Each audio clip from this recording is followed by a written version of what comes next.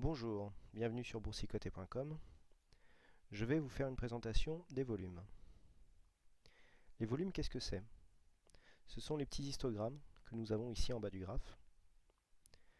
Un histogramme est un petit bâton, et chaque bâton correspond au nombre de titres échangés sur la bougie correspondante. La couleur de l'histogramme correspond en rouge à une séance de baisse, en vert, comme ici, à une séance de hausse. Sur les volumes, donc, nous avons sur chaque histogramme le nombre de titres qui s'est échangé sur la bougie. Ici, nous sommes en vue journalière, donc il s'agira des volumes échangés au cours de la séance. Comment utiliser les volumes pour le trading? C'est très simple. Il faut d'abord pour cela tracer une moyenne mobile sur les volumes.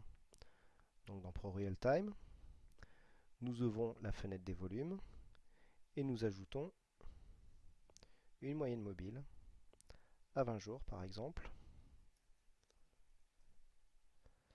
Voilà. La moyenne mobile à 20 jours correspond donc ici à la courbe en pointillé rouge. Comment interpréter la variation des volumes en fonction de cette moyenne mobile? C'est très simple.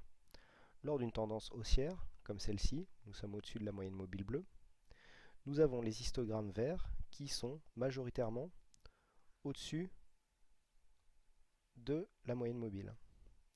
Lors d'une tendance baissière, comme ici, lorsque nous sommes sous la moyenne mobile bleue, nous avons les histogrammes rouges qui sont majoritairement au-dessus de la courbe de moyenne mobile. Idem, lorsque dans une tendance haussière, nous avons des histogrammes qui sont très légèrement au-dessus de la moyenne mobile, nous pouvons en conclure que la hausse est fragile, et donc nous voyons bien ici qu'après, juste après, nous sommes venus chuter avec là des volumes nettement supérieurs. Donc, pour résumer, on peut dire que les séances qui ont des volumes au-dessus de la moyenne peuvent nous donner une idée de la tendance de fond. Ici, on voit ici beaucoup d'histogrammes verts au-dessus de la moyenne mobile. On a une tendance de fond haussière. Beaucoup d'histogrammes rouges au-dessus de la moyenne mobile. On a une tendance de fond baissière. Les volumes ont cet inconvénient qu'ils ne donnent une information que sur le nombre de titres échangés. Pour avoir plus d'informations, on peut se servir d'un autre indicateur qui concerne les volumes, qui s'appelle le volume capitalisé.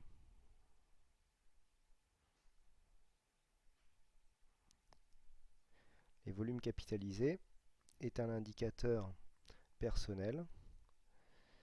Tout simplement, il s'agit de multiplier les volumes par le cours de clôture pour avoir une idée du volume capitalisé.